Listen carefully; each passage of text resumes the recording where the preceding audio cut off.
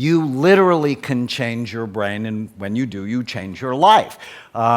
Imaging changed everything for my children because, in fact, if you dated one of my daughters for more than 4 months, you had to come to the clinic and get a scan. It's actually Meet the Parents, but worse. Imaging changed my love life. After being in a long marriage that I wasn't very happy with, I was determined the next woman I would give my heart to, I would first see her brain. And so I got very attached to Tana, and 2 weeks later, she's in the clinic, she's getting scanned. Her brain is beautiful, now she gets to stay.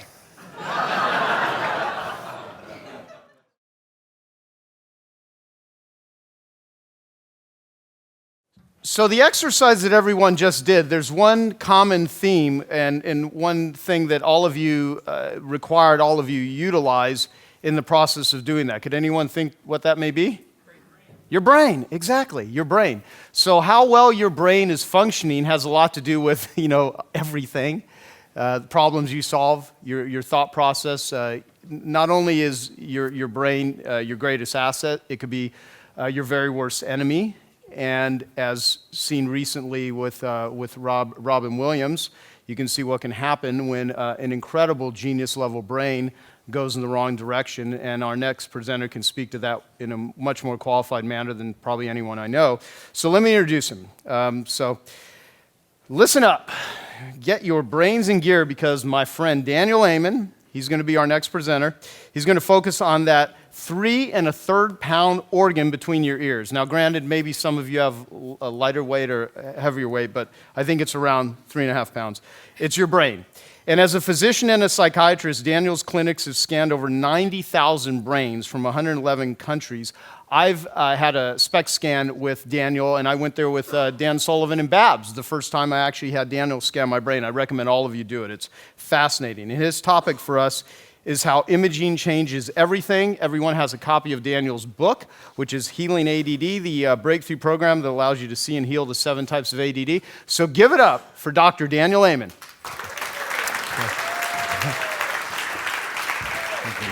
Thank you.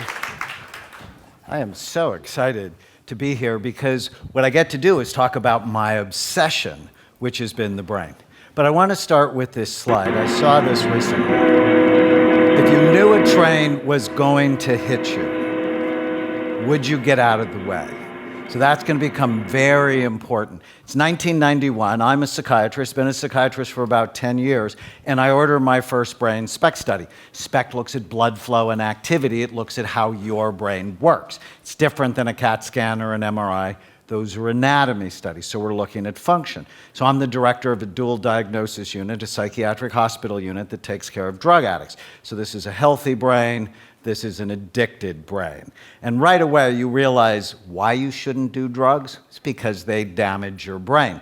I got so excited about this technology that I scanned everybody I knew, including myself. And when I scanned myself, this is my first scan, I was horrified. I'm like, why is it so bumpy? A healthy brain is fat and beautiful and smooth and even. And I was horrified because I don't drink. I've never used drugs, but I had meningitis when I was in the Army when I was 18, and I had a lot of bad brain habits. And what I'm excited about, what our work is all about, 20 years later, my brain is younger, and it doesn't usually work that way. You literally can change your brain, and when you do, you change your life. Imaging changed everything for my children because, in fact, if you dated one of my daughters for more than 4 months, you had to come to the clinic and get a scan. It's actually Meet the Parents, but worse. Imaging changed my love life. After being in a long marriage that I wasn't very happy with, I was determined the next woman I would give my heart to, I would first see her brain. And so I got very attached to Tana, and 2 weeks later, she's in the clinic, she's getting scanned. Her brain is beautiful, now she gets to stay.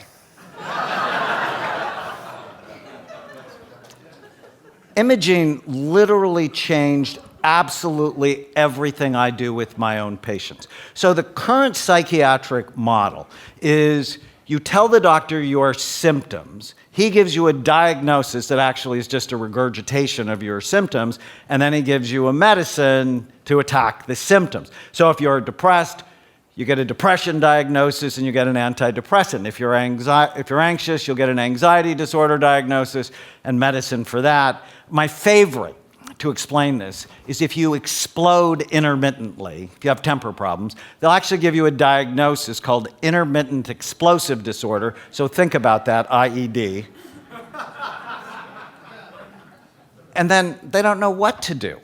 And did you know outcomes in psychiatry happen to be no better than they were in the 1950s. So it's psychiatry's dirty little secret.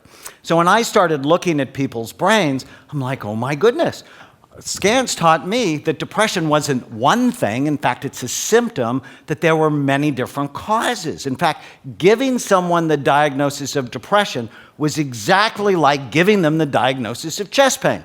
And doctors don't give people the diagnosis of chest pain because it doesn't tell you what causes it or what to do for it. And so I've written a number of books. My latest one, Healing ADD, where I talk about 7 different types of ADD. Don't put everybody on a stimulant because you can make some people much better and a whole bunch of other people dramatically worse. Imaging helped me see the underlying biology behind the symptoms. So was your brain overactive? Was it underactive? Was it toxic, either from substance abuse or alcoholism or an environmental toxin like mold? Or did you have a traumatic brain injury? Traumatic brain injuries are one of the major causes of psychiatric illness, but of course nobody knows that because nobody's looking at the brains of their patients on a regular basis. Imaging, and this was the beautiful part, this is the heart part of imaging, it decreased stigma. Hey, I hope you're enjoying this video, and I want to let you know that I have a new book that's come out, and if you'd like to get it absolutely free, there's a link below in the description, or you can wait till the end of this video, or you can simply go to joesfreebook.com and you can get a copy there. I loved that because people saw their problems as medical and not moral. It decreased shame, decreased guilt, and the other part I truly loved is the families then got on board because it increased forgiveness and compassion. We have nothing else in psychiatry that's that powerful or that immediate. Imaging actually completely changes the discussion around mental health. Nobody wants to see a psychiatrist. I mean, how weird is that? I decided I want to be a psychiatrist and now nobody wants to talk to me. You're not going to shrink me. No one wants to be labeled as abnormal or defective, but all of us want better brains. So what if mental health was really all about brain health? Imaging changed everything about my health. Oh my goodness, there are 200 studies now that say as your weight goes up, the actual physical size and function of your brain goes down. Oh my God, that should scare the fat off anyone. This is the biggest brain drain in the history of the United States. 2/3 of us are overweight. Can you imagine the neurons and the IQ points we're losing? In fact, a couple of years ago, I coined this term called the dinosaur syndrome. Big body, little tiny brain, you're going to become extinct. Now, I know that's rude, but it's true. And when I read the first study, I lost 30 pounds because I don't want to be a dinosaur. Imaging can change the Alzheimer's epidemic. Did you know Alzheimer's disease is expected to triple in the next 25 years?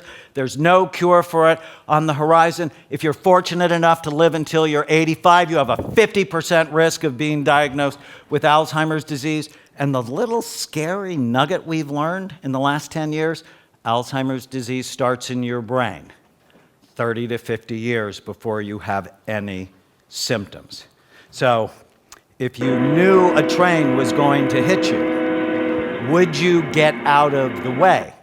This 59-year-old woman was diagnosed with Alzheimer's disease. It's a scan on the right. You can see the whole back half of her brain is deteriorating. Likely she had brain changes in her 20s. I think all of us should be scanned by 50 because treatment works when? Early or late? Early. And how would you ever know if you were vulnerable unless you looked? Imaging changed everything for the NFL. And my problem with the NFL is if you don't admit you have a problem, you can't do anything to solve it. And imaging really broke the NFL's denial. We did the first and largest study on active and retired NFL players, and it just changed everything. So our first study on 100 players, the blue equals damage across their whole brain. And, I think most 9-year-olds would figure out it's a brain-damaging sport. That's not hard. What was really exciting about our work with the NFL was we showed that 80% of our players could rehabilitate their brains on a smart program. Now, how exciting is that? You're not stuck with the brain you have. You can make it better. Now, I hate this graph because I just turned 60 a couple of weeks ago, but it's really clear based on a study we did with 8,000 people, your brain gets less and less active as you age. So sort of like as your skin falls off your face as you age, the same process is happening in the brain, but it doesn't have to. That's really the exciting. So a typical 82-year-old scan on the left, my friend Doris Rapp's scan on the right, fat, full, beautiful for 82. If something happens to Tana, I'm asking her out. So the most exciting thing I'm going to tell you is you can literally change your brain and change your life. But how would you know unless you looked? So my favorite story to illustrate this is my oldest daughter, Brianne. Always easy, always sweet. But the sad truth is, I never thought she was very smart. Had to get her tutors, had to work hard, had her tested, and in 10th grade, she fell apart. She got depressed. She came to me one night in tears, and she said, "Dad, I just don't think I can be as smart as my friends." And it broke my heart. Next day, scanned her at the clinic, and I'm like, oh my God, I cried when I saw this, because what it indicates, she had really low energy, low blood flow in her brain. I knew how to fix it. That's really what made me so sad, because I had been fixing people's brains for years. The next day, on just a little tiny bit of targeted medication for her, was much better. 3 months later, this is a girl who never got 1 A in her life. The next 3 months later, straight A's. The next 10 years, straight A's. So the ultimate question is, which brain do you want? Which brain do you have of these? And how would you ever know unless you looked? Thank you. Awesome. Thank you. Okay, I hope you found that video awesome and useful. So if you want to get a free copy of my book, I want you to click here. And if you want to watch some more videos that'll be useful and awesome, click here. Go ahead. They're over here. Do it now. Come on. Thank you. Watch them.